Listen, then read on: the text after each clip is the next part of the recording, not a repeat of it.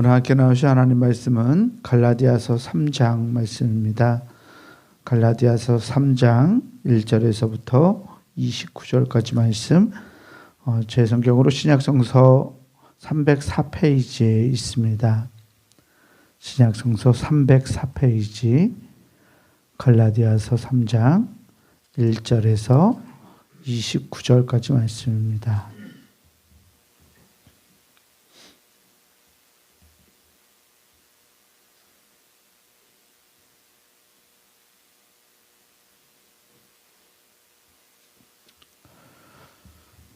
갈라디아서 3장 1절에서 29절까지 제가 이제 여러분들한테 나누어서 교독하겠습니다. 어리석도다 갈라디아 사람들아, 예수 그리스도께서 십자가에 못 박히신 것이 너희 눈앞에 밝히 보이거늘 누가 너희를 꾀더냐?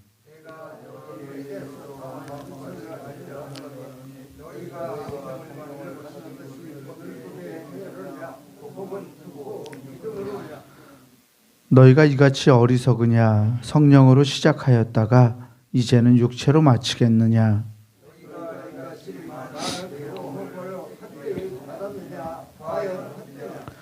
너희에게 성령을 주시고 너희 가운데서 능력을 행하시는 이의 일이 율법의 행위에서냐 혹은 듣고 믿음에서냐?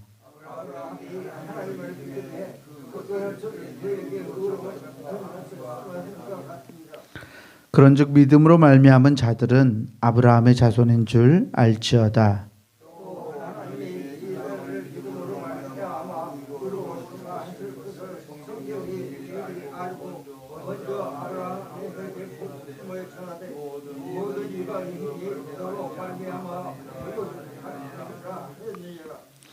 그러므로 믿음으로 말미암은 자는 믿음이 있는 아브라함과 함께 복을 받느니라.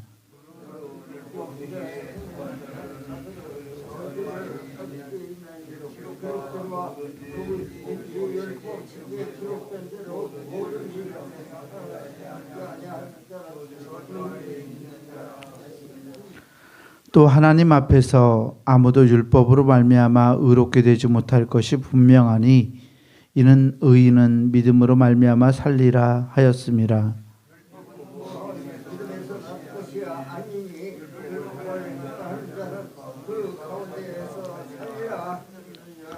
그리스도께서 우리를 위하여 저주를 받은 바 되사 율법의 저주에서 우리를 속량하셨으니 기록된 바 나무에 달린 자마다 저주 아래에 있는 자라 하였음이라.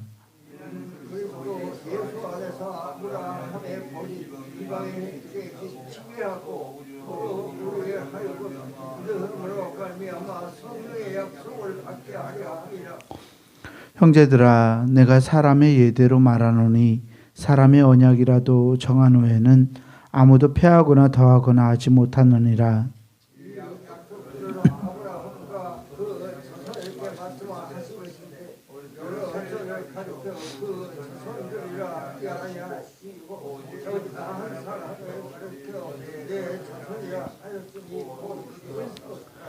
내가 이것을 말하노니 하나님께서 미리 정하신 언약을 430년 후에 생긴 율법이 폐기하지 못하고 그 약속을 헛되게 하지 못하리라.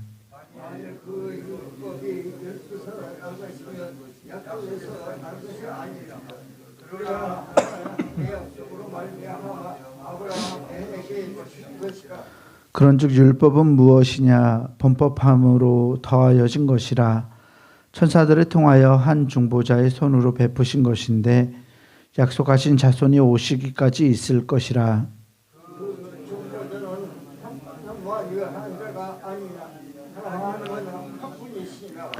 그러면 율법이 하나님의 약속들과 반대되는 것이냐? 결코 그럴 수 없느니라. 만일 능히 살게 하는 율법을 주셨더라면 이가 반드시 율법으로 말미암았으리라.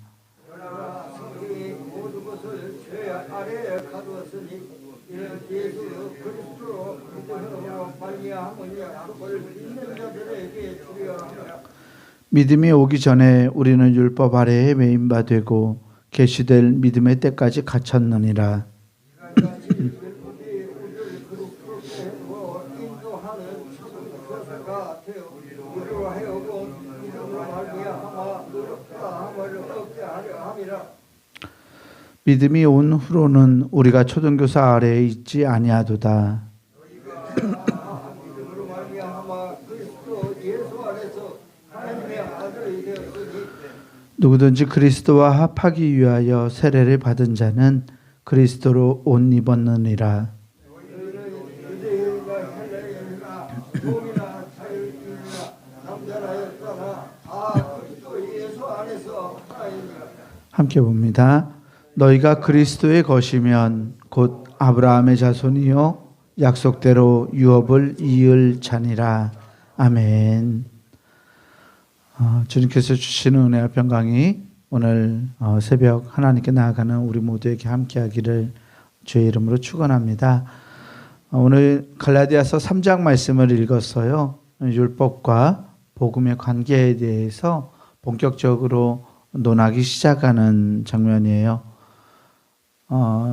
우리가 뭐 잘 알고 있는 바와 같이 율법은 언제나 한시적인 것이었어요.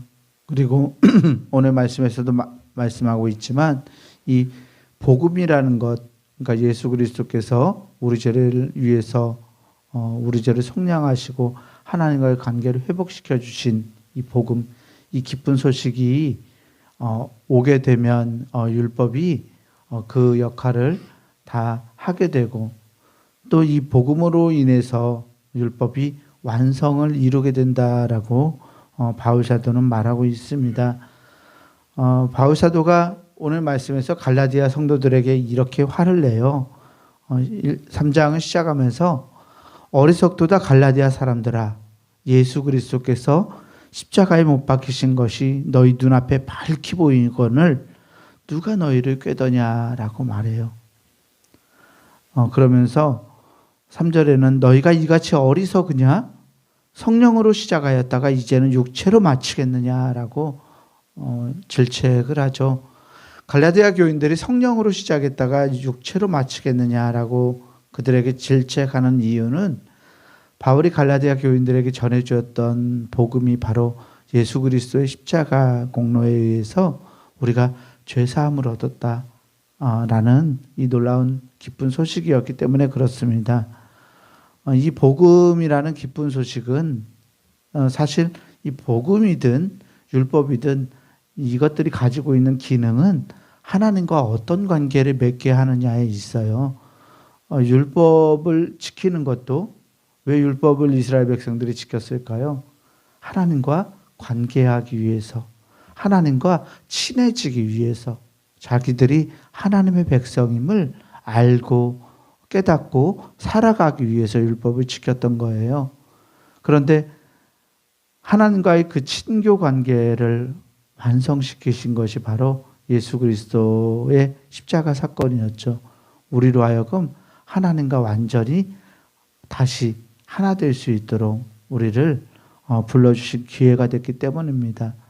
바울은 자기가 전해주었던 복음이 사람들로 하여금, 갈라디아 교인들로 하여금 하나님과 하나 될 수 있는 길인데 완벽한 길을 가르쳐줬는데 어떻게 이렇게 어리석냐. 너희 안에 성령님이 내주하시고 성령 하나님이 깨닫게 하셔서 이제 하나님과 함께하는 하나님의 사람이 되었는데 어떻게 다시 육체로 돌아가겠느냐라고 그렇게 질책을 하지요. 그러면서 이 갈라디아 교인들에게 전해주었던 어떤 소식, 즉 아브라함의 복을 누가 상속받을 수 있느냐는 이 물음에 대한 소식이 사람들이 그렇게 돌려놓았던 것을, 혼동케 했던 것을 지적합니다. 그러면서 그렇다면 누가 진짜 아브라함의 약속을 이어받은 자인가? 아브라함의 복을 받을 자인가? 라고 물어보죠. 이 말을 하면서 8절과 9절에서 바울이 갈라디아 교인들에게 이렇게 말합니다. 또 하나님이 이방을 믿음으로 말미암아 의로 정하실 것을 성경이 미리 알고 먼저 아브라함에게 복음을 전하되 모든 이방인이 너로 말미암아 복을 받으리라 하였느니라. 아멘. 모든 이방인이 아브라함으로 인해서 복을 받을 것이다. 그리고 9절에 그러므로 믿음으로 말미암은 자는 믿음이 있는 아브라함과 함께 복을 받느니라. 아멘. 사도 바울은 아브라함이 복을 받았던 이유가 하나님의 약속을 신뢰했기 때문이다. 하나님의 약속을 놓치지 않고 그 하나님의 약속을 굳건히 잡고 하나님과의 관계를 자신의 삶에서 유지했기 때문에 복을 받았다라고 말하고 있어요. 그러면서 믿음으로 말미암은 사람들은, 그 하나님의 약속을 믿는 사람들은 아브라함처럼, 믿음이 있는 아브라함처럼 복을 받을 것이라고 말하고 있죠. 예수님이 그리고 이 갈라디아 교인들을 복음으로, 기쁜 소식으로 하나님과 하나 되게 하셨다는 것을 강조하고 있습니다. 그렇다면 왜 율법을 지키는 사람들은 율법이 사람들을 완전케 하거나 하나님과 완전한 친교에 이르지 못하게 하는 것일까요? 11절 말씀에 보면 또 하나님 앞에서 아무도 율법으로 말미암아 의롭게 되지 못할 것이 분명하니 이는 의인은 믿음으로 살리라 하였음이라. 아멘. 하나님 앞에서 아무도 율법으로 말미암아서 의롭게 되지 못한다라고 말하고 있어요. 왜 율법은 사람들을 의롭게 하지 못할까요? 우리가 많이 알고 있는 것처럼 율법을 모두 지켜가는 것, 율법을 지키면서 살아가는 것이 불가능하기 때문이죠. 또 다른 이유가 있어요. 율법을 지켜서 우리가 의를 얻지 못하는 것은, 우리가 율법을 지켜서 의를 얻으려는 행위 자체가 바로 하나님 앞에서 잘못된, 그릇된 행위이기 때문에 그렇습니다. 내가 어떤 것을 해서 하나님과의 관계를 다시 나의 힘으로 세우겠다는 말이기 때문에 율법을 지켜서 내가 의를 획득하려는 행위 자체가 하나님이 보시기에는 바른 행위가 아니라는 이야기예요. 그래서 하나님은 하나님과의 관계를 유지하는, 그러니까 다시 회복하는 수단으로서 하나님의 은혜만이 필요하다라는 것을 우리에게 보여주고 있습니다. 바울 사도는 이것을 갈라디아 교인들에게 깨닫게 했어요. 율법은 믿음에서 난 것이 아니니까, 즉 하나님의 약속을 믿는 믿음에서 난 것이 아니기 때문에 율법을 행하는 사람은 그 가운데서 살 수밖에 없다. 우리는 하나님의 아들을 믿는 믿음 안에서 살아가기 때문에 하나님과의 관계가 회복되었고 하나님과 함께 동행하고 성령의 약속을 받아서 살아가는 사람들이다라고 말하고 있죠. 사도 바울이 이 말씀을 하고 이제 율법에 대한 이야기들은 모세에 대한 이야기도 하고요. 율법을 천사들이 주었다는 유대의 이야기도 계속 합니다. 그러면서 23절과 24절에 율법이 가지고 있는 한계를 이렇게 말해요. 믿음이 오기 전에 우리는 율법 아래에 매인바 되고 계시될 믿음의 때까지 갇혔느니라. 이같이 율법이 우리를 그리스도께로 인도하는 초등교사가 되어 우리로 하여금 믿음으로 말미암아 의롭다함을 얻게 하려 함이라. 아멘. 사도 바울은 율법을 완전히 폐기하거나 버리려고 하지 않았어요. 율법이 하는 정당한 역할들이 있죠. 가이드라인을 주기 때문에 그래요. 우리에게 죄를 깨닫게 해주기 때문에 율법이 어느 정도 유익할 수 있다라고 말하고 있어요. 그래서 주님의 그 약속이 우리에게 주어지기 전에는 우리는 율법이라는 이 틀 아래에 매인바되고 계시될 믿음의 때까지 갇힌 사람이 되었다라고 말하죠. 그래서 율법이 우리를 주님께로 인도하는, 그리스도께 인도하는 초등교사라고 말하고 있어요. 어린아이들에게는 어떤 보호 조치들이 필요해요. 아이들이 함부로 몸을 다치지 않을 수 있도록 신경을 써주고 하지 말라는 금기들이 있고 위험한 것들을 못 만지게 하고 이런 것들이 있죠. 율법이 그런 역할을 하게 했어요. 일정한 하나님의 백성이라는 틀 밖으로 하나님의 백성들이 나아가서 하나님을 떠나가지 않도록 보호하는 울타리 같은 역할을 했습니다. 하지만 울타리 안에 갇혀 있다고 해서 하나님의 자녀가 될 수 있는 것은 아니에요. 하나님의 자녀가 되는 길은 하나님을 믿는 믿음, 그리고 하나님의 약속을 믿는 믿음 안에서 하나님의 뜻을 깨닫고 하나님의 뜻을 살아내는 것이기 때문에 그렇습니다. 사도 바울은 그래서 믿음이 온 후로는 주님의 은혜가 우리에게 주어진 이유로 우리는 초등교사 아래에 있지 않다라고 25절에서 말하고 있습니다. 그래서 그리스도를 믿는 자들, 이 약속을 받은 자들은 그리스도와 함께 합한 자, 또 그리스도와 함께 그리스도로 옷 입은 자라고 표현하고 있어요. 그리스도로 옷 입은 자는 그리스도의 것입니다. 그리고 그리스도의 것인 자들이 아브라함의 자손이고 약속대로 복의 자손이 되고 믿음의 유업을 이어갈 수 있는 자라고 바울사도 말하고 있습니다.